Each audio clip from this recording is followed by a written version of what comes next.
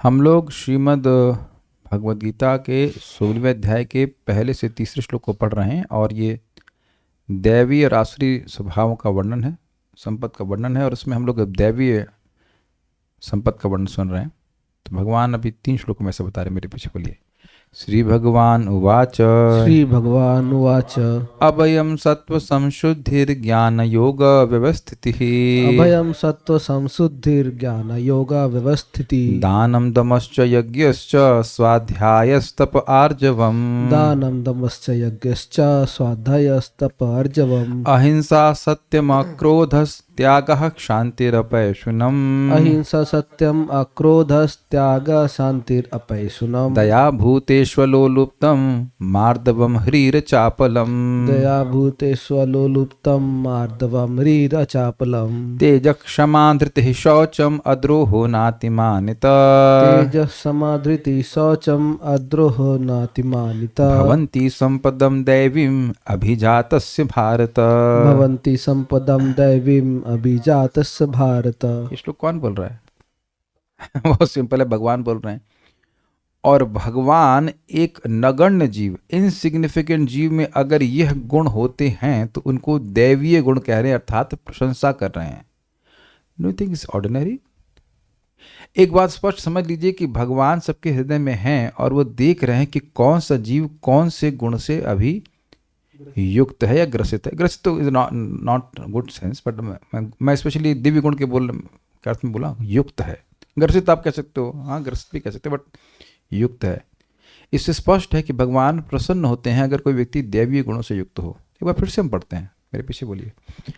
श्री भगवान उवाच श्रीभगवानुवाच अभयं सत्व संशुद्धिर्ज्ञान योग व्यवस्थितिः अभयं सत्त्वसंशुद्धिर्ज्ञानयोगव्यवस्थितिः दानं दमश्च यज्ञश्च स्वाध्यायस्तप आर्जवम् दानं दमश्च यज्ञश्च स्वाध्यायस्तपर्जवम् अहिंसा सत्यमक्रोधस्त्यागः शान्तिरपैशुनम् अहिंसा सत्यम् अक्रोधस्त्यागः शान्तिरपैशुनम् दया भूतेष्वलोलुप्त्वं मार्दवं ह्रीरचापलम् दयाभूतेष्वलोलुप्तं मार्दवं ह्रीरचापलम् तेजः क्षमा धृतिः शौचम् अद्रोहो नातिमानिता तेजः समाधृतिः शौचम् अद्रोहो नातिमानिता भवन्ति सम्पदं दैवीम् अभिजातस्य भारत। भवन्ति सम्पदं दैवीम् अभिजातस्य भारत।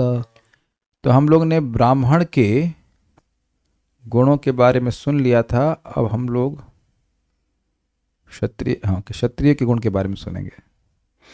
अब भगवान क्षत्रियों के गुणों को कह रहे हैं।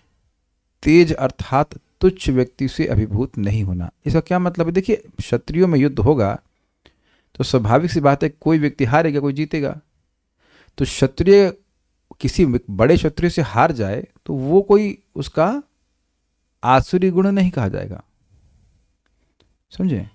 लेकिन कोई एकदम निम्न व्यक्ति है जो बिल्कुल शक्तिहीन टाइप का हो, किसी तरह से उनसे हार गया व्यक्ति, तो उसको कहेंगे कि वो है मतलब खराब माना जाएगा। तो तेज मतलब जो हीन व्यक्ति है, जो उसकी सामर्थ्य कम है, उससे नहीं हारना, ये बात बोल रहे हैं। क्षमा का अर्थ है निम्न व्यक्ति पर क्रोध नहीं करना, यद्यपि वह अपमान करे और यद्यपि क्रोध का सामर्थ्य हो भी। अब आप कहेंगे ये तो ब्राह्मण का गुण लगता है, ब्राह्मण गुण लगता है। देखिए, क्षत्रिय हमेशा ही दंड दें ऐसा नहीं है, हमेशा दंड दें ऐसा नहीं। जैसे कि आप देखिए, कली को महाराज परीक्षित ने माफ कर दिया, जो उनकी शरण में आ गया। तो कह रहे हैं कि अगर वो अपमान कर रहा है तो अपनी दयालुता के कारण उसको वो छोड़ दें, ये अर्थ है। जैसे एग्जाम्पल बिल्कुल प्रकट है, भगवान श्री राम छुप करके अयोध्या में क्या कहते हैं उसको, निरीक्षण कर रहे थे कि रोज लोग हमारे बारे में क्या सोचते हैं, हमारा राजकाज ठीक चल रहा है कि नहीं। आपने सुना था कि जो पहले के राजा थे वो इस प्रकार से कभी कभी भेष बना करके राज्य की व्यवस्था को देखा करते थे। तो आपने सुना है कि ये एक धोबी कह रहा था अपनी पत्नी को, वो घर से निकाल देता है, कहता है कि मैं उस राम की तरह नहीं जो इसकी पत्नी बाहर रह के आई हो, उसको वह स्वीकार कर ले। तो अब बताइए, उसी समय भगवान राम क्या उसको जान से नहीं मार सकते थे? मार देते। इस प्रकार से तुम दुस्साहस कर रहे हो मेरे बारे में बोलने, मेरी पत्नी के बारे में बोलने के लिए, मार सकते थे, लेकिन भगवान वहाँ पे नहीं किया ऐसा। तो एग्जाम्पल आपको मैं दे रहा हूँ कि जरूरी नहीं है कि हर क्षत्रिय दंड दे, लेकिन अंतर यह है कि ब्राह्मण के पास दंड देने का सामर्थ्य भी नहीं है। वो इस प्रकार से युद्ध नहीं कर रहा है, युद्ध करने का सामर्थ्य नहीं जुटा रहा है। इनके पास दंड देने का सामर्थ्य होने के बाद भी ये दयालुता के कारण छोड़ देते हैं उसको। धृति अर्थात थकी हुई इंद्रियों और शरीर को सहारा देना ताकि उनमें शक्ति बनी रह सके। इसका क्या मतलब है? देखिए युद्ध में कितना परिश्रम होता है। यहाँ लोग घंटे 2 घंटे के लिए झगड़ा करते हैं, मतलब फाइटिंग करते हैं, जो मतलब रेसलर होते हैं वो एकदम थक जाते हैं। कभी कभी बॉक्सर मतलब बॉक्सिंग करते करते इतना थक जाते हैं कि दूसरे आदमी पे वार करने का सामर्थ्य भी नहीं बचता है। तो ऐसी परिस्थिति में जब व्यक्ति युद्ध कर रहा हो, जैसे कि पहले युद्ध हुआ करते थे, वो ड्रोन से युद्ध नहीं करते थे वीडियो गेम नहीं खेलते थे। आजकल तो वीडियो गेम खेल रहे हैं और बम गिरा के आ गए, इस तरह से होता है। उस तरह से युद्ध नहीं करते, वो हाथ पैर से युद्ध करते थे। तो इतने सारे लोगों से युद्ध करने के बाद थकान हो जाएगी, फिर भी शरीर की शक्ति को धारण करना ये एक क्षत्रिय का सामर्थ्य है, ये बात कहते हैं। बनियों का वैश्यों का क्या गुण है? यह 3 गुण क्षत्रियों के होते हैं। मतलब थोड़ा सा लाइन इधर आ गई है पिछले वाले। अब वैश्यों के गुण बताए गए हैं। शौच का अर्थ है व्यापार और वाणिज्य में कपट, झूठ और अन्य बुरे गुणों से दूर रहना। देखिए स्वाभाविक सी बात है कि एक वैश्य को पैसा कमाने का पूरी छूट है। वो पैसे के बारे में सोचेगा, पैसे के बारे में सोचता रहता है, दैट्स ऑल राइट। लेकिन चीटिंग नहीं करनी चाहिए। आप ऐसा सोचते होंगे कि ऐसे भी लोग हैं क्या? जी हाँ, होते हैं। और वो सफल होंगे क्या? हाँ, सफल भी होते हैं। आप लोग का भी अनुभव होगा, कोई कोई दुकानदार होता है वो बिल्कुल चीटिंग नहीं करता, बिल्कुल सही वस्तु देता है, और देते हैं ऐसे लोग। ऐसा नहीं कि अभी है नहीं कोई। और उनकी दुकान मतलब पीढ़ी दर पीढ़ी चलती रहती है। और जो लोग चीटिंग करते हैं वो कुछ दिन तो चल जाएगी दुकान, उसके बाद फिर बंद हो जाती है। तो स्वाभाविक सी बात है, कोई आपको सामान बेच रहा है तो वो फ्री में तो नहीं दे रहा है आपको कि भैया 100 रुपये का लाया 100 रुपये का आपको दे देगा। तो ये तो आप भी एक्सपेक्ट नहीं कर रहे हो। लेकिन 100 रुपये की चीज़ आपको मान लो 500 रुपये में बेच रहा है, तो आप फिर सोचेंगे ना कि अरे तो चीटिंग कर रहा है। तो ये कपट नहीं करना चाहिए, ये बात है।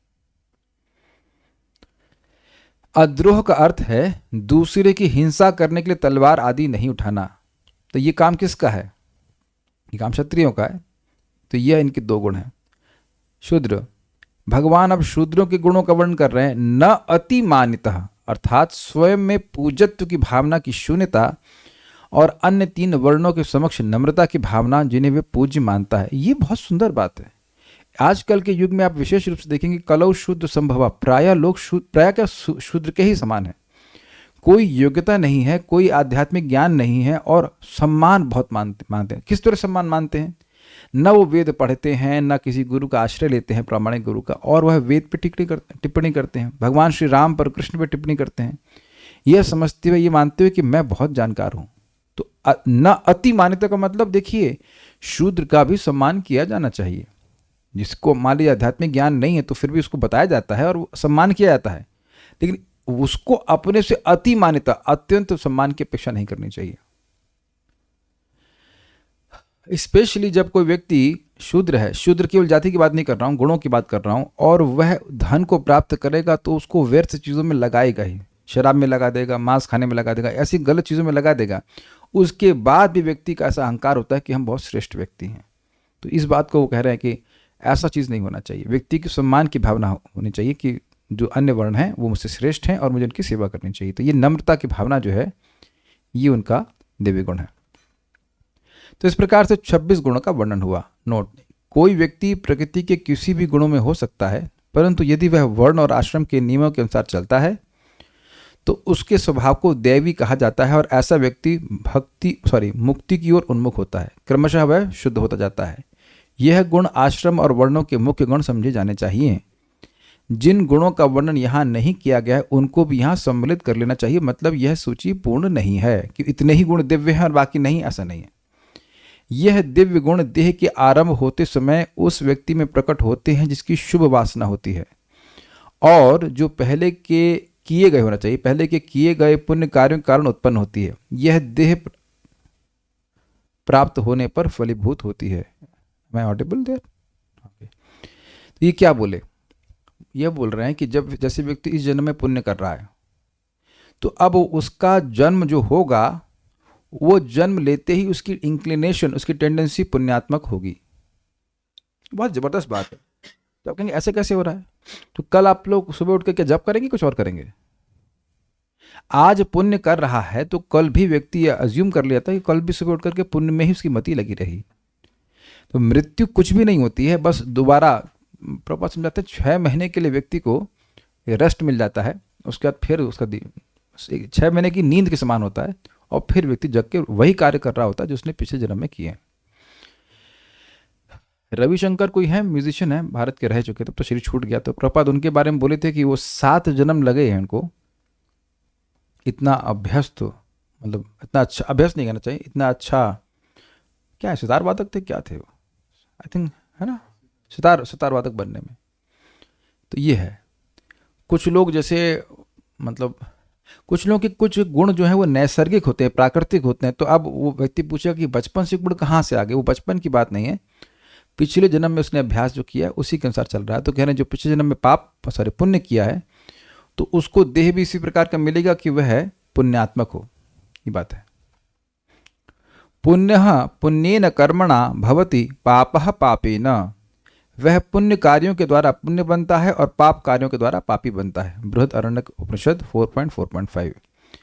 यह संपद देवताओं की संपद है जो भगवान का आदर करते हैं, क्योंकि इस अवस्था से व्यक्ति के ज्ञान और भक्ति को प्राप्त करने की संभावना होती है, इसलिए यह संसार रूपी वृक्ष का उत्कृष्ट फल है। देखिए, केवल इन दैवीय गुणों से व्यक्ति मुक्त नहीं हो जाएगा, ये मुक्ति के अनुकूल हैं। अब जब ऐसा व्यक्ति गुणों से युक्त होगा, उसकी शास्त्र में श्रद्धा होगी, तो जब भगवद गीता बताएंगे तो उसको यह नहीं क्वेश्चन आएगा कि भगवद गीता सही है या गलत है। जितने भी लोग यहाँ उपस्थित हैं उनमें से कोई भी व्यक्ति यह प्रश्न कभी नहीं किया होगा कि प्रभु जी ये गीता सही है, हम ये कैसे माने। आप में किसी ने प्रश्न किया ऐसा? क्या आपके मन में ये प्रश्न उदित भी हुआ कि गीता सही है क्या?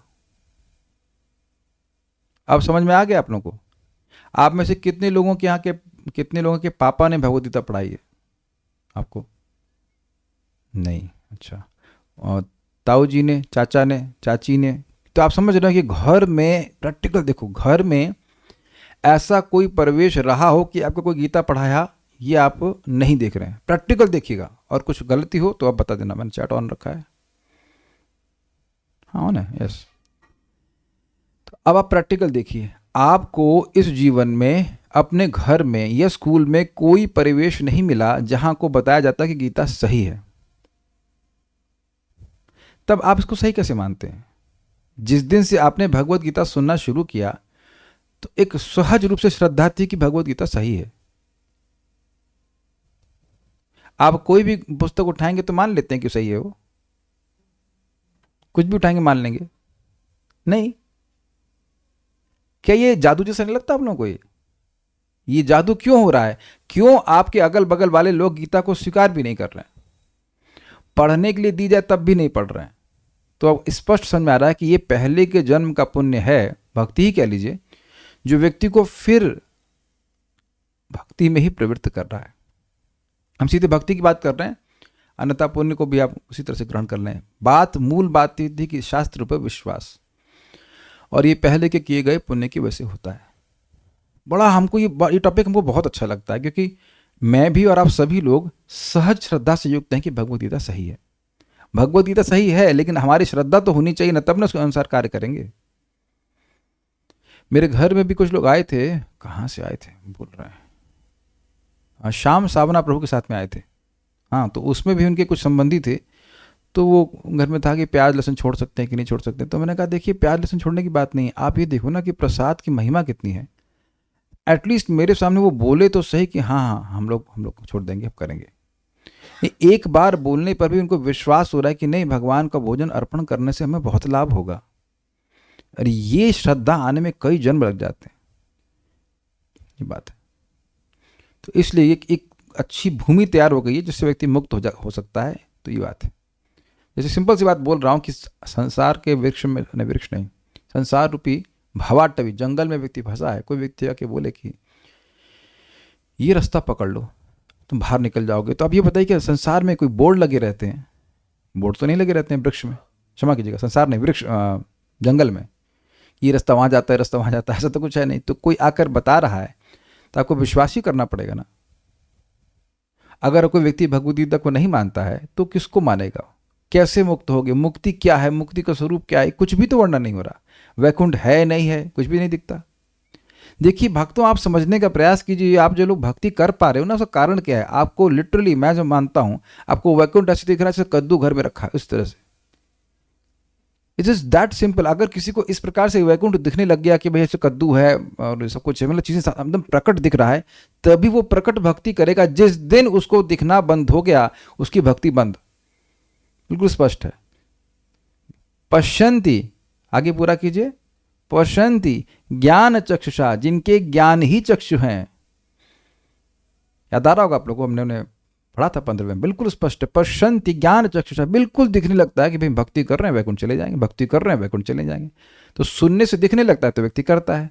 तो जब शास्त्र पे विश्वास ही नहीं होगा तो उनके लिए वैकुंठ तो एक माइथोलॉजी है। बेसिकली कोई साधना कर रहा है तो मिथ, एक मिथ के लिए साधना कर रहा है, इज एन इल्यूजन। ऐसी वो बातें सोचते हैं। क्या आप सहमत हैं कल्याण प्रभु कि आपके बहुत सारे लोग जो जानकार हैं वो ये सोच रहे हैं कि आप पागल हो गए हैं, फालतू की बात पे कोई चीज़ है ही नहीं, उसके लिए तुम प्रयास कर रहे हो। अब मृत्यु के बाद क्या होता है कौन जानता है, वो नहीं जानते, मतलब कोई नहीं जानता है। तो उनके क्या है, अज्ञान चक्षु है अज्ञान के चक्षु से ही वो देखते हैं, कुछ नहीं है। तात्पर्य प्रभुपाद का पढ़ते हैं। 15वें अध्याय के प्रारंभ में इस भौतिक जगत रूपी अश्वत्थ वृक्ष की व्याख्या की गई थी। उससे निकलने वाले अतिरिक्त जड़ों की तुलना जीवों के शुभ तथा अशुभ कर्मों से की गई थी। 9वें अध्याय में भी देवों तथा असुरों का वर्णन हुआ है। अब वैदिक अनुष्ठानों के अनुसार सतोगुण में किए गए सारे कार्य मुक्ति पथ में प्रगति करने के लिए शुभ माने जाते हैं। इसका मतलब क्या है, सतोगुण मतलब व्यक्ति प्रॉपर अवेयरनेस से कार्य कर रहा है कि मैं इस कार्य को कर रहा हूं तो इसका क्या प्रभाव होगा, एक्टिंग इन प्रॉपर नॉलेज। बस मैं हर दिन अब प्रसाद पाता हूँ तो मुझे याद आता है कि भाई ये मेरी अविद्या की दवा भी है, यद्यपि अच्छी लग रही है लेकिन ये मेरी अविद्या पे बिल्कुल बम की तरह कार्य कर रहा है। आप लोग ऐसा सोच सकते हैं, इट्स अ फैक्ट। ये मेरी दवा भी है और प्रसाद भी है, जो भी है। Every time you are eating you are becoming liberated. Is it not wonderful? Every time you are eating prasadam, I mean to say. महाराज के शब्द है कि भगवान, मतलब उद्धव जी ने बोले कि हे भगवान, आपकी प्रसाद को ही ग्रहण करके, जैसे भी ये फूल भक्त लेके आए, तो नहीं तो फूल गुलाब का सिंपल सा है, लेकिन भगवान कृष्ण के चरण से आ रहा है तो अब इसको सूंघने से व्यक्ति की भक्ति में प्रगति होती है। इतना सिंपल है, देखने में सिंपल गुलाब का फूल लग रहा है, ये बात है। तो ये ज्ञान के आधार पर ये फूल सूंघा जा रहा है, ये बात प्रभुपाद कह रहे हैं। और ऐसे कार्यों को दैवी प्रकृति कहा जाता है। जो लोग इस दैवी प्रकृति में स्थित होते हैं वे मुक्ति के पथ पर अग्रसर होते हैं। और उनका सिम्टम क्या है, a very strong inclination to base their actions on शास्त्रिक इंजंक्शंस। मैंने इंग्लिश में कहा, हिंदी में समझ गए आप लोग? कोई भी कार्य करने में शास्त्र की प्रवृत्ति के अनुसार उनकी प्रवृत्ति होती। शास्त्र क्या बोल रहा है करने, कैसे खाओ, कौन से फूल सूंघो, क्या देखो, शास्त्र क्या कहता है, ये अगर प्रवृत्ति बन गई किसी व्यक्ति की, बस वो मुक्त हो गया, खत्म। क्योंकि वो हर कार्य वही करेगा और वैसे ही करेगा जिससे उसको मोक्ष मिले।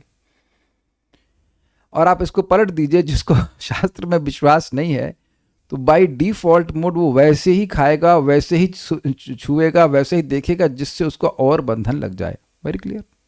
एक सिंपल से एग्जाम्पल समझिए, जिस व्यक्ति को वैद्य की बात पे विश्वास हो गया तो वैसे ही खाएगा, वैसे ही जिएगा जैसे उसका रोग क्रमशः और ठीक होता चला जाए। और जो कहे फालतू बोलता है कुछ नहीं, ये क्या होता है नाड़ी, यहाँ तो हमें तो कोई नाड़ी दिख नहीं रही है, हमारे शरीर की नाड़ी हमको नहीं दिख रही है, उसको दिख रही है, राइट?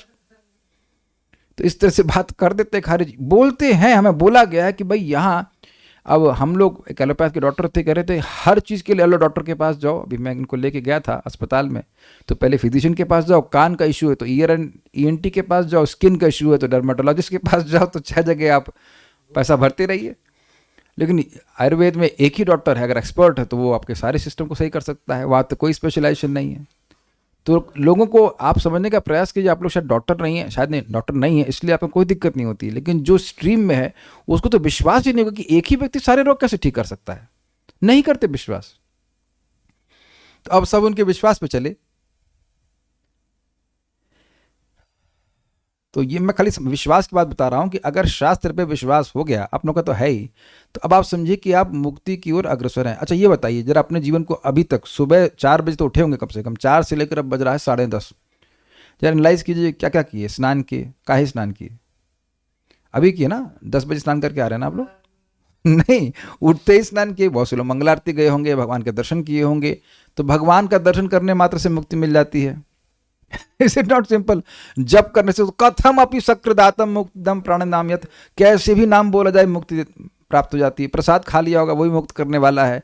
अब गीता सुन रहे हैं, मुक्त करने वाले हैं। तो देख रहे हैं कि सारी प्रोग्रामिंग है आपको मोक्ष देने के लिए। Is is very simple, very simple. और आपके जो और भी कई लोग होंगे जो भक्ति नहीं कर रहे हैं या उसी घर में भक्ति नहीं कर रहे हैं, तो हो सकता है वो तभी उठे हों, समय ठंडा था, चाय वाय पी रहे हो।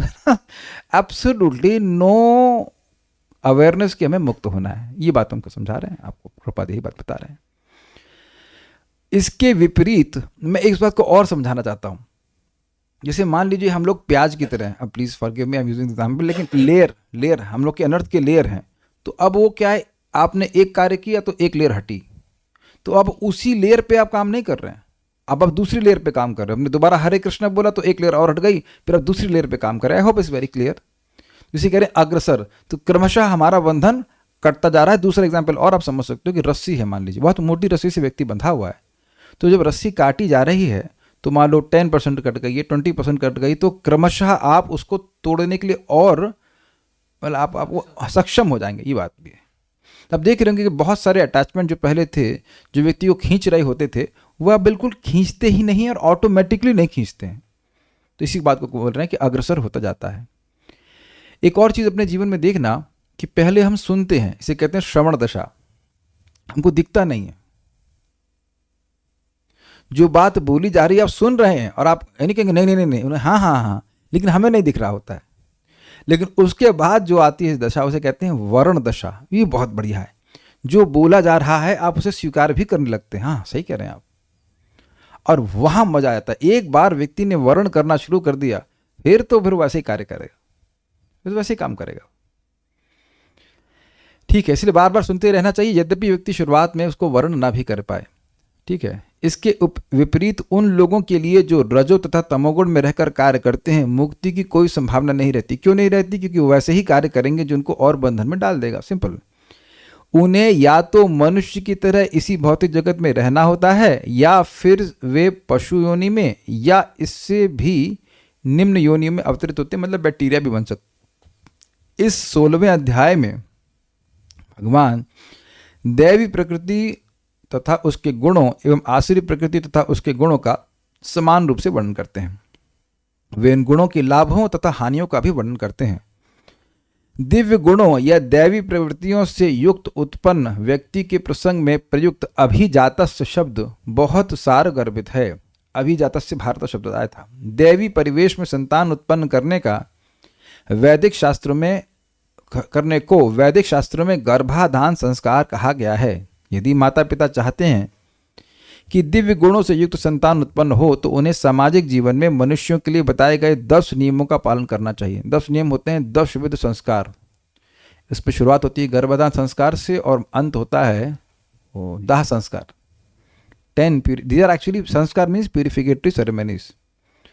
भगवद गीता में हम पहले ही पढ़ चुके हैं कि अच्छी संतान उत्पन्न करने के लिए निमित्त मैथुन जीवन साक्षात कृष्ण है। धर्म अविरुद्ध भूतेषु कामोस्मि भर्तृषभ।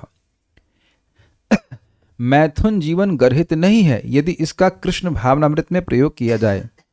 जो लोग कृष्ण भावनामृत में हैं, कम से कम उन्हें तो कुत्ते बिल्लियों की तरह संतानें उत्पन्न नहीं करनी चाहिए। अब कम से कम का मतलब यह है कि उनको तो ज्ञान दिया गया है। अब इस पर क्या बोला जाए, सब अंडरस्टूड है।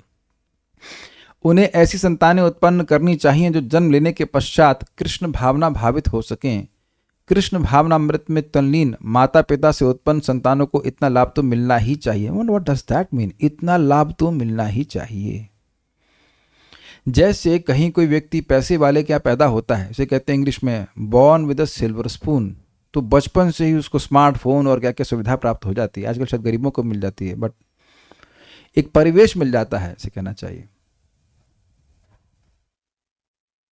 एक वक्त बता रहे थे कि उनका जन्म ऐसे परिवार में हुआ जहाँ पे लोग भक्त नहीं थे और उनका अन्नप्राशन नहीं, अंडाप्राशन हुआ था।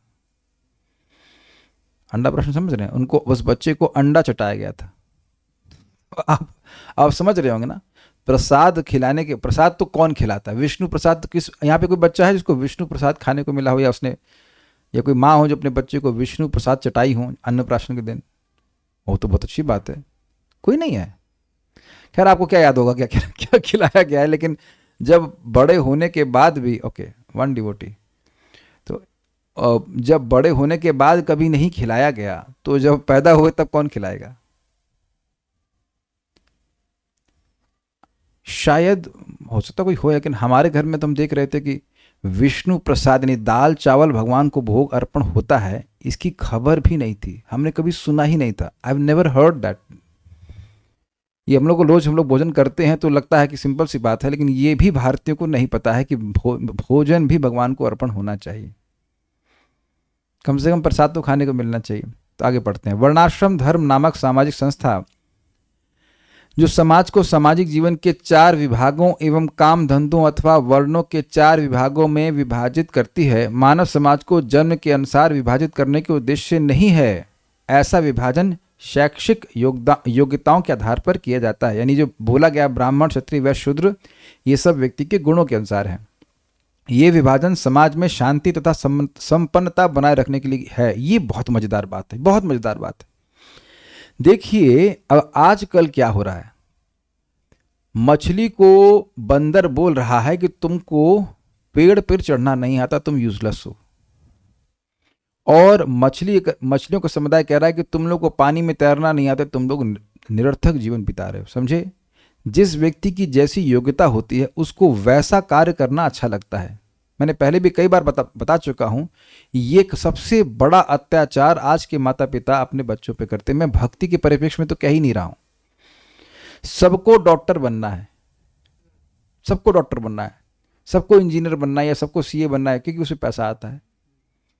हम अभी इस स्थान में गए थे जहाँ पे आयुर्वेद का ट्रीटमेंट हो रहा था, तो वो डॉक्टर मैडम बता रही थी कि वह आयुर्वेद पढ़ना चाहती थी, और उनके पिताजी कहते हैं कि नहीं, इसमें स्कोप क्या है, बेसिकली पैसा कमाने का, खाने का नहीं, सॉरी, पैसा कमाने का स्कोप नहीं है, तो ये मत करो।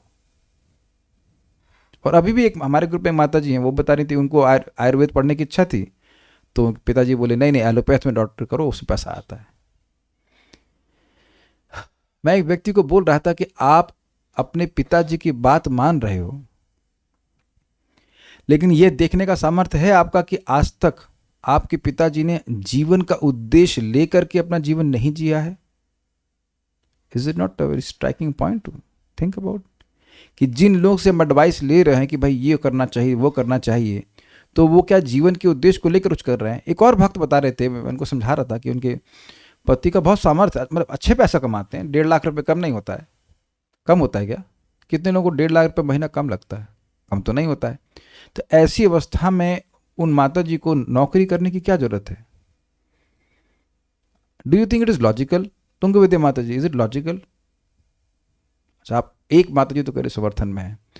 Okay, Vipul Joshi Prabhu, do you think is logical कि पति 1.5 लाख रुपए कमा रहा है और बच्चे भी कुछ है नहीं, तो माता जी को जाना चाहिए नौकरी करने के लिए? सुमन माता जी, आपको क्या विचार है? Is it logical? नहीं, कोई लॉजिक नहीं है। जब लगे पड़े तो कितना खा लोगे? क्या 1.5 लाख की, ऐसा लगा 1.5 लाख की रोटी खा गए तो उसके बाद फिर भी बाकी के लिए कमाने के लिए, just doesn't make any sense. और फिर घर में मेड रखी हुई थी। हमने कहा था शादी किससे किए थे? मेड से किए थे, किससे किए थे? मतलब मैं डांट नहीं रहा था, हमने कहा ये क्या लॉजिक है भाई, क्यों, किस लिए करना है ये? तो मुझे समझ में आया था, वो उन्होंने बड़ी, मतलब बहुत अच्छे भक्त हैं, भक्ति करते हैं, तो बोल रहे थे नहीं प्रभु जी, घर में कोई आते हैं, समाज में रहते हैं, पूछते हैं तुम कर क्या रहे हो? मैं, तुम कुछ कर नहीं रहे हो। अगर तुम नौकरी नहीं कर रहे हो तो कुछ नहीं कर रहे हो, है ना? It's amazing. तो अब देखिए कि लोगों की ट्रेनिंग कैसे हो रही है, शूद्र ही बनना है, शूद्र ही बनना है।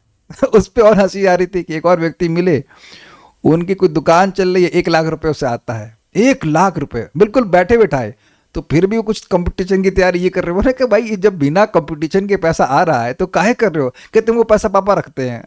और तुम गधे की तरह लगे रहो। Doesn't make any sense. खुद का घर है। तो मैं देख रहा हूँ लोग कहते हैं कि भगवान हम मेहनत नहीं कर रहे हैं कैसे चलेंगे। जब भगवान तुम्हारा चलवा दे रहे तब भी तो तुम चलने देना नहीं चाहते हो। Just people are being forced.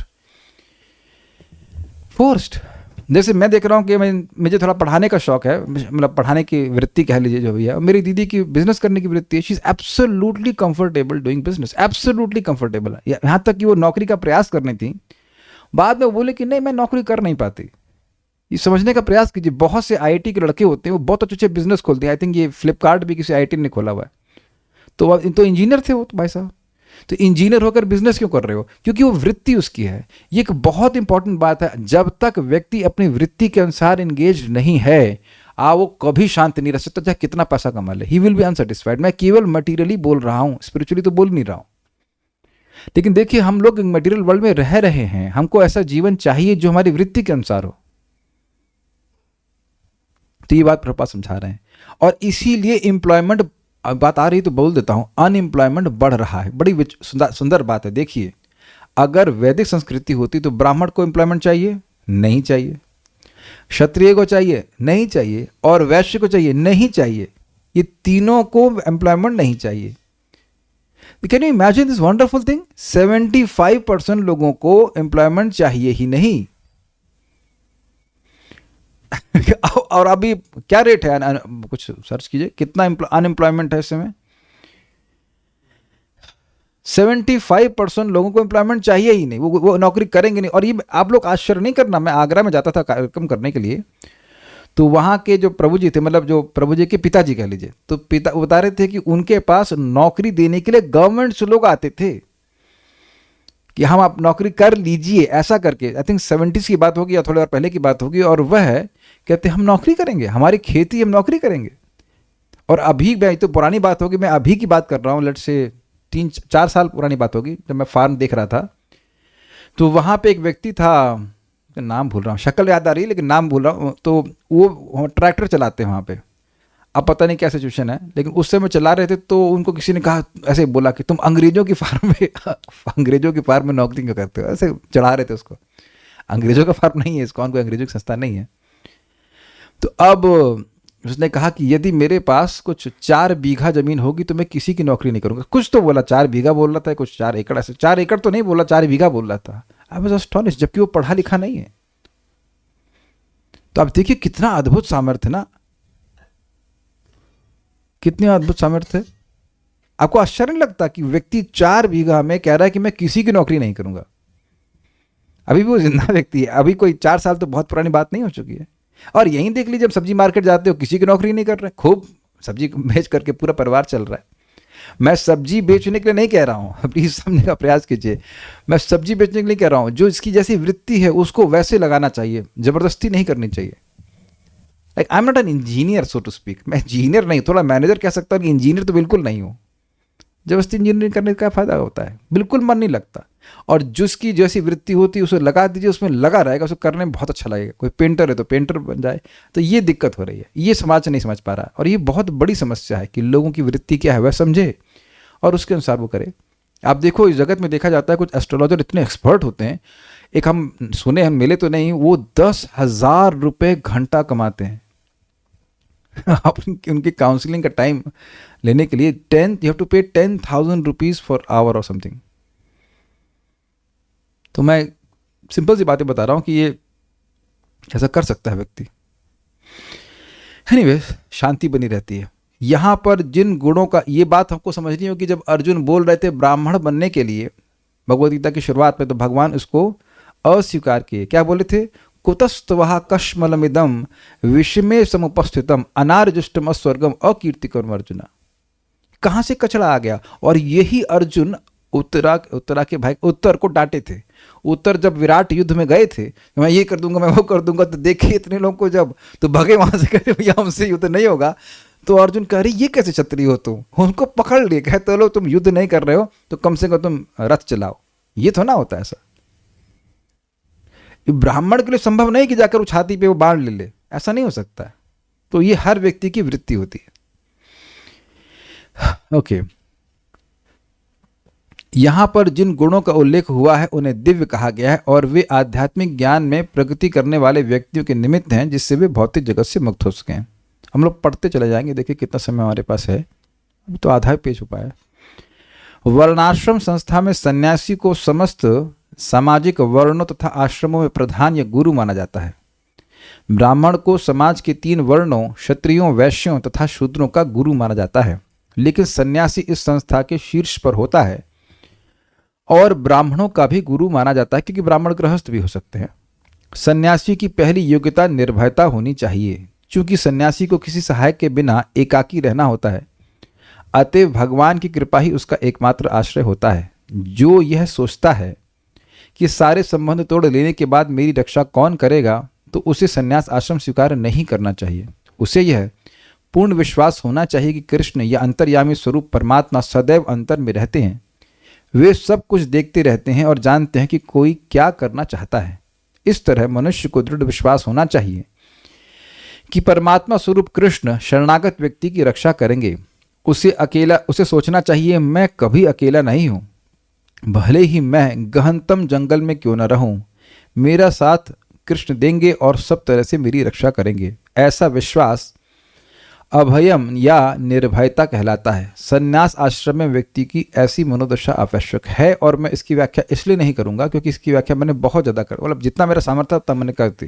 अब आप लोग को समझने में कोई कठिनाई नहीं होगी। इतना समझ लीजिए कि अगर डर लग रहा है कि मैं अकेला कैसे रहूँगा, तो संन्यास आपके लिए नहीं है। माता जी के लिए तो होता ही नहीं है, और वैसे भी प्रभु जी के लिए भी नहीं है। कोई घर के रिस्पॉन्सिबिलिटी से भाग करके संन्यास ले रहा है तो संन्यास में टिक नहीं पाएगा। वो संन्यास लेने का क्राइटेरिया नहीं है, उसका सत्व भी शुद्ध नहीं हुआ है, तब उसे अपने अस्तित्व को शुद्ध करना होता है। संन्यास आश्रम में पालन किए जाने के लिए अनेक विधि विधान हैं। इनमें सबसे महत्वपूर्ण यह है कि सन्यासी को किसी स्त्री के साथ घनिष्ठ संबंध नहीं रखना चाहिए, किसी भी। उसे एकांत स्थान में स्त्री से बातें करने तक की मनाही है। भगवान चैतन्य आदर्श सन्यासी थे, और जब वे पुरी में रह रहे थे तो उनकी भक्तिनों को उनके पास नमस्कार करने तक के लिए नहीं आने दिया जाता था।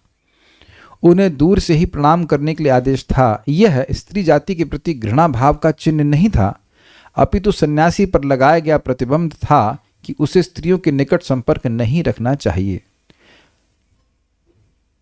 थोड़ा पढ़ के बताता हूँ, बड़ा इंटरेस्टिंग पॉइंट है। मनुष्य को अपने अस्तित्व को शुद्ध बनाने के लिए जीवन की विशेष परिस्थिति यानी स्तर में विधि विधानों का पालन करना होता है। संन्यास के लिए स्त्रियों के साथ घनिष्ठ संबंध तथा इंद्रिय तृप्ति के लिए धन संग्रह वर्जित है। आदर्श सन्यासी तो स्वयं भगवान चैतन्य थे, और उनके जीवन से हमें यह सीख लेनी चाहिए कि वे स्त्रियों के विषय में कितने कठोर थे।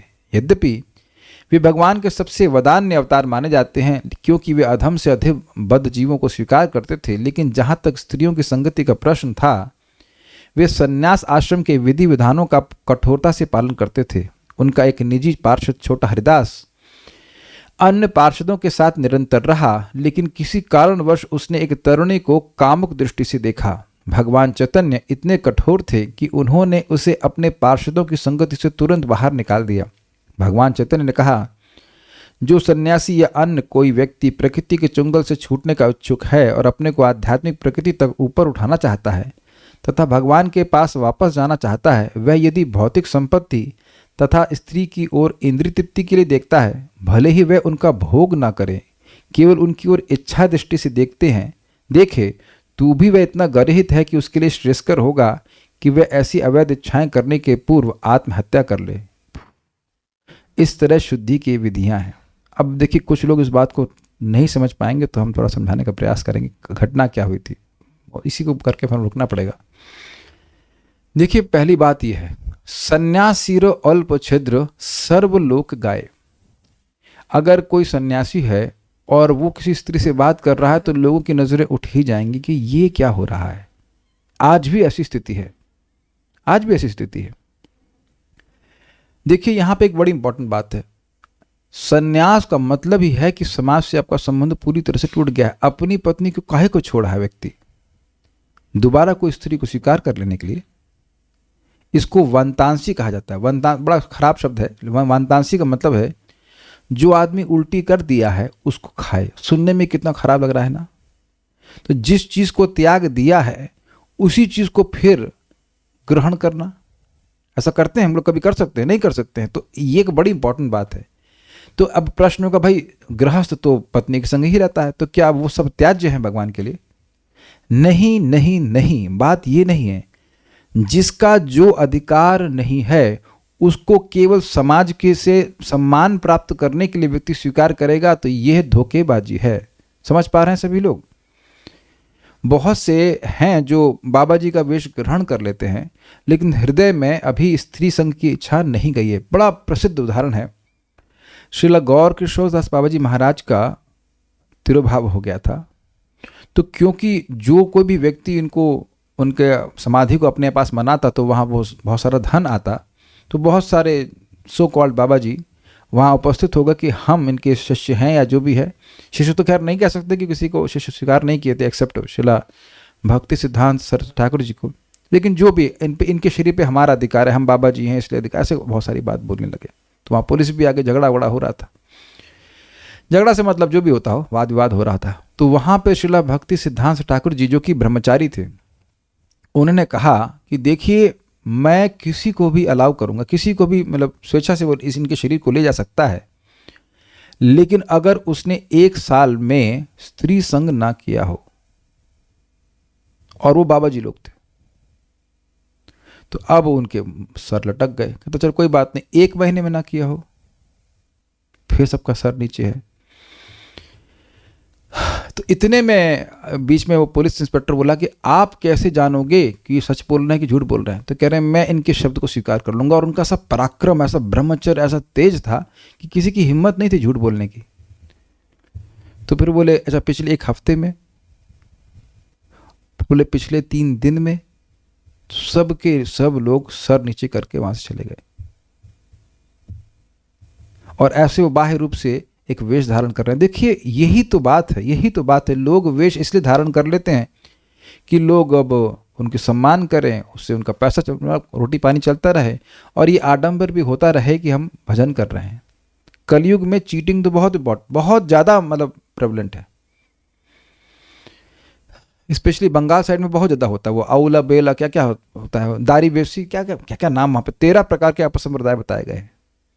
ये आंखों से देखा गया, तो हम दूसरों को कुछ नहीं बोले, आंखों से देखा गया है। जगन्नाथ दास बाबा जी महाराज की समाधि है वहाँ पे मायापुर में, और वहीं वो लोग कीर्तन गा रहे हैं, वही लोग बीड़ी पी रहे हैं। I mean outrageous. उसी समाधि में जो लोग अब कीर्तन की सेवा कर रहे हैं, जो कुछ भी है, सबके सामने बीड़ी पी रहे हैं। This is how can be acceptable? कम से कम वो आडंबर नहीं कर रहे, लेकिन ये आउटरेजियस है ना। कैसे ऐसे कैसे कर सकता है कोई? तो ये बात महाप्रभु को बिल्कुल पसंद नहीं थी। अपितु बड़ी अद्भुत बात है। अब यहाँ पे प्रभुपाद ने समझाया कि वह स्त्रियों को भी पास क्यों नहीं आने देते। वो आचार्य हैं, वो तो भगवान है, उन पर तो कोई प्रभाव पड़ा नहीं। हम सुनते हैं कि भगवान श्री कृष्ण ब्रह्मचर्य का पालन किए, जबकि कितनी 16,108 स्त्रियां थीं, रानियां थीं, और उनको देख करके देवता भी भ्रमित हो जाते थे, लेकिन भगवान को कोई फर्क नहीं पड़ता। न शेकु शब्द है, उनकी इंद्रियां को कभी उसको मथित नहीं कर पाई थी। भागवत में हम सुन चुके हैं। तो वही चैतन्य महाप्रभु, तो उनका तो कोई डिस्टर्ब होने का मतलब ही नहीं, लेकिन उनके आचरण को देख करके लोग आगे पूरी परंपरा ही बना देंगे। तो ये बहुत बड़ी बात है, क्योंकि आप सुनते हैं कि यदेद आचरति श्रेष्ठस तत्तत एव वितरो जनः। तो हुआ ये क्या, इनके एक पार्षद थे, उनका नाम था छोटा हरिदास, और वह महाप्रभु के लिए कीर्तन गाया करते थे। तो एक बार, जहाँ तक मुझे स्मरण आ रहा है, may be wrong name but नाम याद आ रहा है, बलभद्र भट्टाचार्य के यहाँ महाप्रभु को प्रसाद के लिए बुलाया गया। तो बलभद्र भट्टाचार्य ने कहा कि तुम चावल ले आओ। तो चावल लेने गए किसके पास? ये गए माधवी के पास, और वो वृद्ध थी। भगवान चैतन्य महाप्रभु के 3.5 पार्षद हैं। स्वरूप दामोदर गोस्वामी, कौन? रामानंद राय, स्वरूप दामोदर गोस्वामी, सिखी माइती और सिखी माइती की बहन माधवी, जिनको श्रीमती राधा रानी की पार्षदा भगवान चैतन्य महाप्रभु कहते थे। इतनी अद्भुत तपस्विनी स्त्री। तो उनके पास छोटा हरिदास को बलभद्र भट्टाचार्य ने भेजा कि आप चावल ले आओ अच्छा उनके पास से। तो वहां गए, वो चावल ले आए, कुछ बात किए, फिर वापस ले आए और चावल ले आए, कुछ नहीं हुआ। और भोजन बनाया गया, महाप्रभु आए और उसके बाद उस प्रसाद को ग्रहण किए, कहे चावल बहुत अच्छा है, बार बार बोल रहे हैं चावल बहुत अच्छा है, ये चावल कौन लेके आया, ये चावल बहुत अच्छा है, चावल बहुत अच्छा है। अब उसके बाद मालूम चला कि हरिदास ठाकुर नहीं, सॉरी, छोटा हरिदास जो है वह लेके आए। तो जब लौट करके महाप्रभु आए तो गोविंद को, जो उनके पार्षद हैं, मतलब उनके पर्सनल सर्वेंट हैं, तो उनको बोल दिए कि आज से छोटा हरिदास को कह देना कि वो मेरे पास नहीं आ सकता। सब लोग आश्चर्यचकित हो गए कि ये क्यों, ऐसा क्यों कर दिया उन्होंने, ऐसा क्या छोटा हरिदास ने अपराध कर दिया कि महाप्रभु उनको देखना भी नहीं चाहते।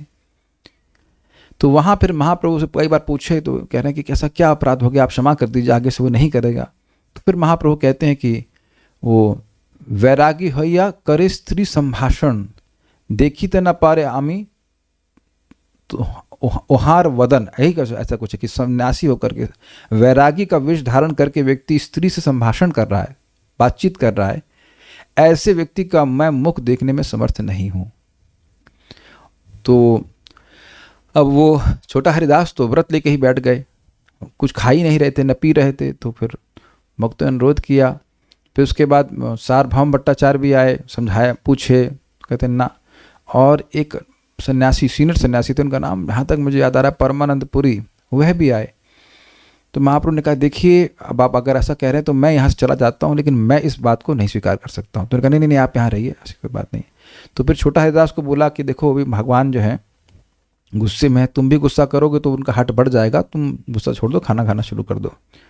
तो भोजन ग्रहण करना शुरू किए। 1 साल हो गया नहीं महाप्रभु आने दिए। तो वो बहुत दुखी हो गए और दुखी होकर के इलाहाबाद चले गए, प्रयाग में जाकर के वह शरीर छोड़ दिए। और उस शरीर को छोड़ दिए तो अब हुआ क्या देखिए, वो भगवान चैतन्य महाप्रभु की कृपा से दिव्य देह प्राप्त किए। और महाप्रभु इधर पुरी में वो जब समुद्र के तट पे स्नान करने जाते हुए जो भी रहा होता हो, वहाँ पे आकर के वह कोई उनको लिए गीत गाते जो कि वो प्रकट रूप से गाया करते थे। तो कुछ भक्तों को सब आवाज़ सुनाई पड़ती थी, तो लोग सोचे कि लग रहा है वो भूत बन गया है। तो वहाँ पे जब चर्चा होने लगी, लगता है कि ये आवाज़ तो उसी की लग रही छोटा हरिदास की। तो वो सब समझ में आ गया था, सुनाई पड़ गया था कि भाई ये मृत्यु को प्राप्त हो गया। लगता है भूत बन गया है, भूत बनकर कैसे कर रहा है। तो कहते नहीं नहीं, उसने जीवन भर श्रीमन चैतन्य महाप्रभु की सेवा करी है और क्षेत्र में उसका मरण हुआ है, तो वह उसकी निम्न गति नहीं हो सकती। बहुत बड़ी शिक्षा प्राप्त हो रही है कि कोई व्यक्ति जीवन भर भगवान की सेवा करता है और उसका अगर धाम में या क्षेत्र में, पुण्य क्षेत्र में शरीर छूटता है तो उसकी दुर्गति नहीं हो सकती। बिल्कुल स्पष्ट चैतन्य चरितामृत में लिखा है। तो अब ये देखिए उसके बाद महाप्रभु पूछ रहे हैं छोटा हरिदास का क्या हुआ। तो उसको लेके आ सकते हो, उनको पता है कि शरीर छूट गया है उसका, फिर ही पूछ रहे हैं कि क्या हुआ, अब उसको वापस लेके आ सकते हो। तो नहीं आओ, उनको मालूम चला कि शरीर छूट गया है उनका। तो वहाँ महाप्रभु बड़ा अद्भुत तरह से, बड़ा ऐसा लगता है बड़े निष्ठुर हैं, बोलते हैं 100 कर्म फल भगवान, हर व्यक्ति को अपने कर्म का फल भोगना पड़ता है। तो बड़ा अद्भुत है। बाह्य रूप से लग रहा है कि महाप्रभु बड़े कठोर हैं, लेकिन आंतरिक रूप से बहुत कोमल हैं और उन्हें छोटा हरिदास को अपनी नित्य सेवा में शामिल कर ही लिया था। तो एक प्रश्न आएगा कि इसको देख करके तो लग रहा है कि महाप्रभु अत्यंत कठोर हैं। देखिए समझने का प्रयास कीजिए, इस जगत में अपनी बहू को सिखा करके, अपनी बेटी को सिखा करके सास अपनी बहू को सिखाती है। तो छोटा हरिदास अत्यंत प्रेमी है और वहाँ दिखाया भी गया कि कितना उनका अधिक प्रेम था महाप्रभु से कि उनके दर्शन नहीं मिल पाने की, उनकी सेवा नहीं मिल पाने से उन्हें शरीर भी छोड़ दिया।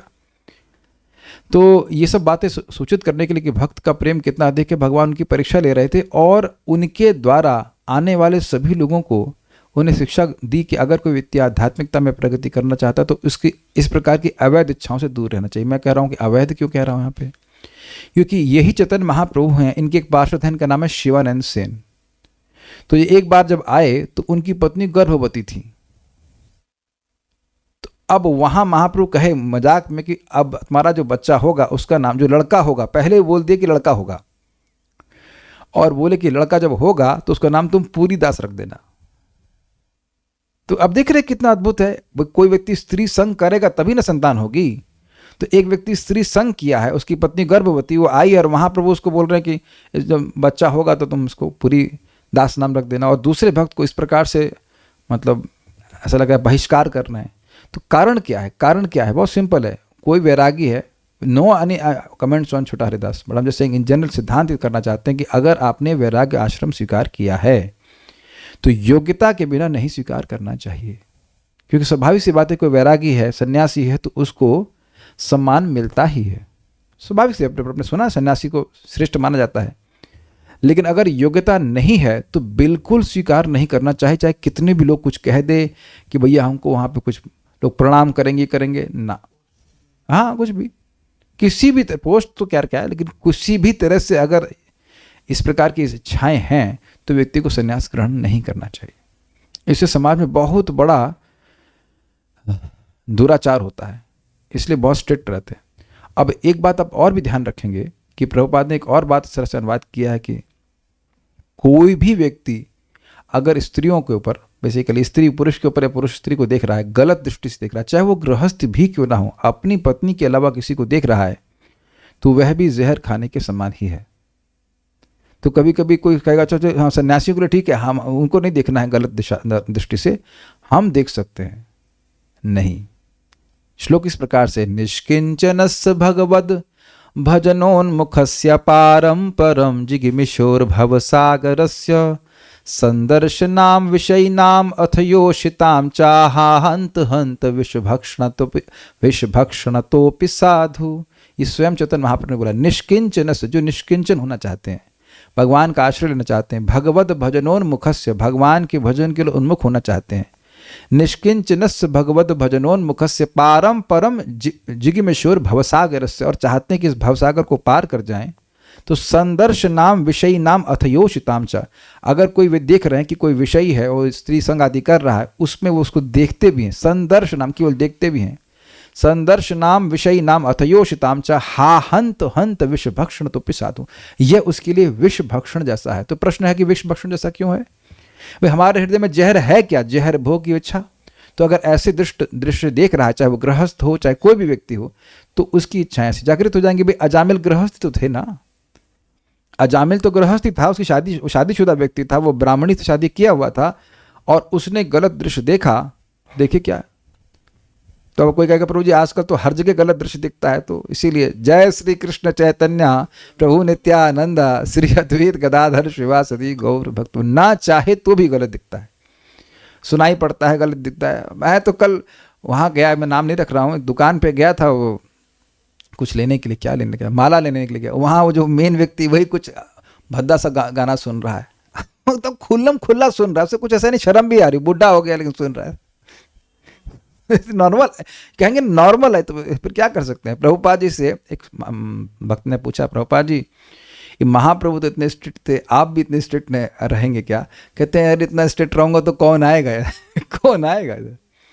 अभी तो प्रभुपाद अपने लेक्चर में कह रहे हैं इस बात को, कह रहे हैं कि देखिए भगवान चैतन्य महाप्रभु इतने स्ट्रिक्ट हैं, आई एम ए सन्यासी, प्रभुपाद लेक्चर बोले आई am a sannyasi but I am surrounded with girls, मतलब माता जी, what I can do but for preaching I have to do. लेकिन ऑब्वियसली प्रभुपाद का स्तर अलग है, अपने को सतर्क रहना चाहिए, किस दृष्टि से हम देख रहे हैं।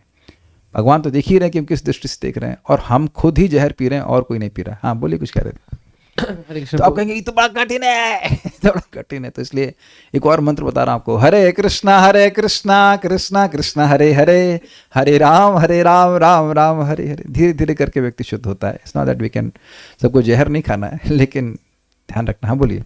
हरे कृष्ण बोलिए। प्रभु जी कलयुग में तो जैसे परीक्षित महाराज के संदर्भ में भी सुने कि मन सोचने से अपराध नहीं होता है, पाप नहीं होता है, तो छोटा हरिदास तो देखिए, छोटा हरिदास का आपको पूरा प्रसंग पढ़ना पड़ेगा, उसका अंतिम पैराग्राफ पढ़ेगा, समझ में आ जाएगा। वो केवल लीला है भगवान की, नहीं तो अंत में भगवान का पार्षदत्व कैसे प्राप्त कर गए, वो तो केवल सिखाने के लिए है।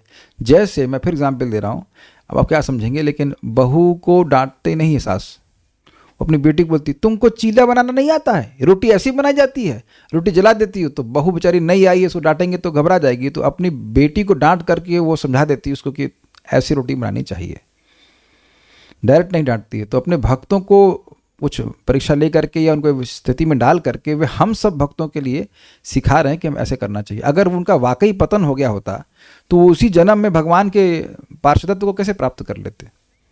और इससे ये भी सूचित हो रहा है कि भगवान की सेवा के बिना उन्हें प्राण ही त्याग दिए। तो ये उनके प्रेम को भी सूचित किया जा रहा है। कभी पढ़ाऊंगा डिटेल में तो आप समझ लेना, नहीं तो उसके अंत के पैराग्राफ को आप समझ सकते हैं। कोई प्रश्न है किसी वक्त का? तो एक प्रश्न कह रहे हैं कि ब्रह्मचारी आश्रम भी ग्रहण नहीं करना चाहिए। तो मतलब क्या कहना चाहते हैं? ब्रह्मचारी को अलाउड है, ब्रह्मचारी को अलाउड है।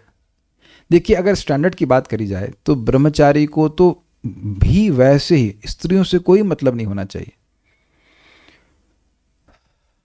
बड़ा मुश्किल है। लेकिन अब सब ब्रह्मचारी लोग तो स्मार्टफोन रख रहे हैं, तो आप समझ ही रहे हैं ना कि कितना ब्रह्मचर्य का पालन हो पाएगा। तो वो अपने अपने क्या कहते हैं, अपने जिगर, जिगर होता है क्या होता है जिगर यहाँ होता है, आई डोंट नो जिगर कहाँ होता है, अपने हृदय पे हाथ रख कर पूछ ले व्यक्ति को कितना ब्रह्मचर्य का पालन कर पाएगा इस प्रकार से।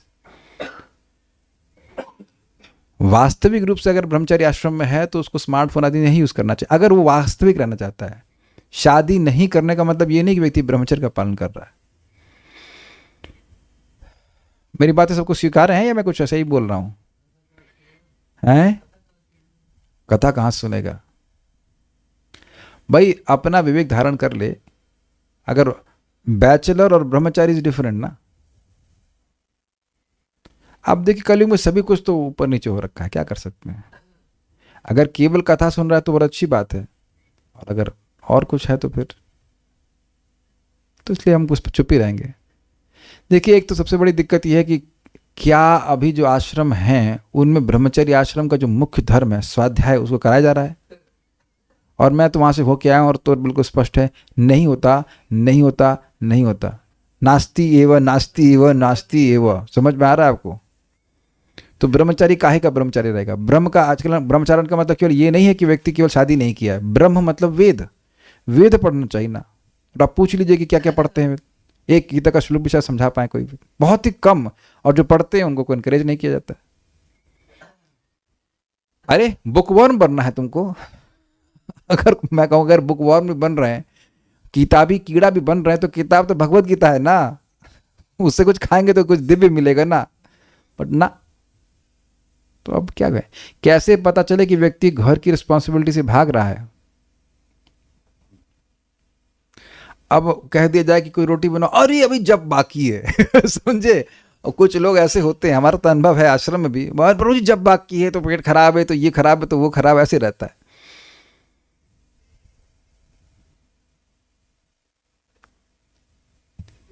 ये श्लोक किसमें है? निष्किंचनस्य भगवत चैतन्य चरितामृत में अध्याय 4 है कि 2 है, उसमें वहां पे आप देख लेना। I was listening to Sriman Chaitanya Charan Prabhuji on ISKCON Patna's issue. I don't know. Don't make specific names. So they were speaking about the quality for devotee. He who's in management, managing temple activities should have Kshatriya qualities permanent and short.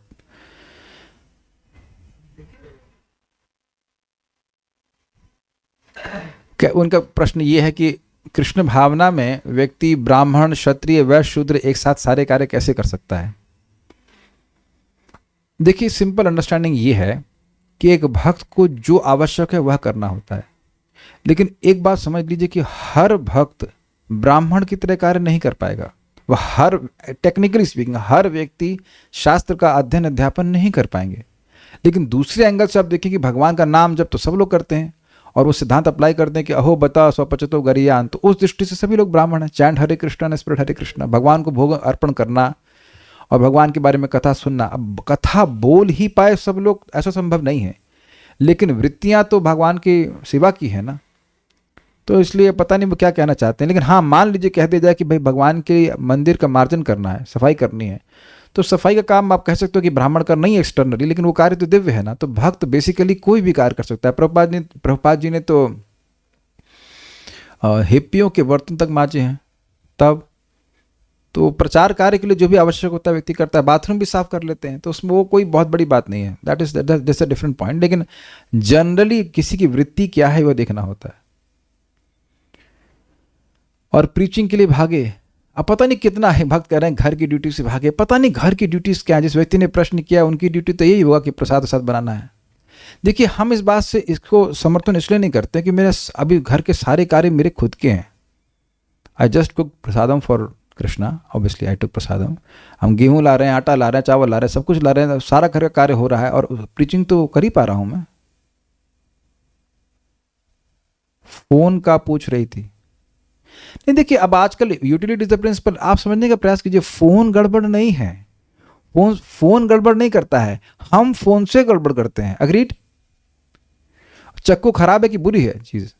अब चक्कू किसी को घोंप दो तो खराब चीज है, और चक्कू अगर अच्छी, मतलब सब्जी काटते ही उसमें कौन सी बड़ी बात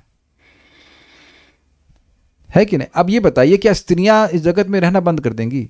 शायद सुनते हैं 51% स्त्रियां होती हैं और बाकी 49% पुरुष होते हैं।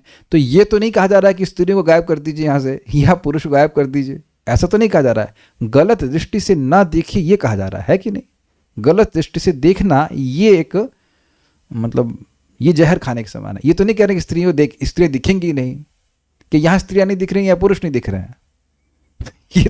ये तो असंभव है ना कि आंख बंद करके आप चलेंगे, ऐसा तो नहीं हो सकता है। लेकिन बात यह है कि व्यक्ति की जो अपनी गलत इच्छा है उस पर स्वयं होना चाहिए। और देखिए बहुत सिंपल है ये, तव विक्रीडितम कृष्णा निर्णाम परम मंगलम कर्णपीयो क्षमास्वाद्य त्यजंती निस्पृहाम जना। जितना अधिक व्यक्ति कृष्ण कथा को सुनेगा, जितना नाम जप करेगा, सहज ही ऐसी वृत्तियों से वह हट जाएगा, सहज ही। ये कोई और तरीका इसके अलावा है नहीं। आप कहो कि स्पेशली कलयुग में हमेशा भी सारी इच्छाएं अपने आप धीरे धीरे करके समाप्त हो जाती। So like that. कुछ कह रहे थे प्रभु? प्रभु जी, शुरू में आपने भक्ति और वैकुंठ के बारे में कुछ बताया। कल भी कॉन्फ्रेंस हॉल में थोड़ा कथा सुन रहे थे, तो उसमें बताया जा रहा था कि जो आप भक्ति कर रहे हैं आप वैकुंठ में ही है। 72वां श्लोक था, कुछ इस तरह का प्रभु जी बता रहे थे। ठीक है। अभी जो ये सब बातें हो रही हैं, हम लोग अपना तो जानते हैं कि हमसे कितनी गलतियां होती हैं, हम लोग तो खुद अपने को समझ रहे हैं। 4 रेगुलेटिव नियमों का भी ठीक से पालन नहीं होता, फिर भी भगवान की कृपा से मंगला आरती कथा कुछ मिल जा रहा। तो इस पर भी कैसे फिक्स रहा जाए? इस पर भी कभी कभी लगता है ये छूट ना जाए, कैसे फिक्स रहे? बस ये सोल्यूशन है आपका।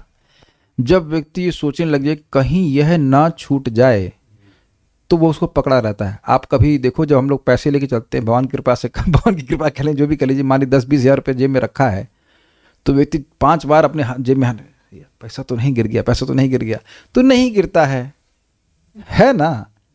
अब हर दिन सिंपल सी बात है, आज 2 भक्तों ने 16 माला सुबह कर दिया, हमने कहा बस कल करना है आपको। आप में से जितने लोगों ने 16 माला कर लिया, अपना संकल्प क्या था सुबह से बताइए? भैया मेरी माला हो जानी चाहिए, है कि नहीं? कौन व्यक्ति इतना निर्भीक है जो कहे कि हमको कोई डर नहीं लगता कि हमारी माला होगी कि नहीं होगी आज सुबह? I just want to see the face. Video on करके हैंड करना। अब एक व्यक्ति हैंड खड़ा कर रहे हैं, उनको मेरा प्रश्न समझ में नहीं आया है। कौन व्यक्ति यहाँ ऐसा है जिसको डर ना लगता हो कि आज मेरी माला होगी या नहीं होगी? अगर डर नहीं लगता है तो आप बहुत डरावने जोन में हैं।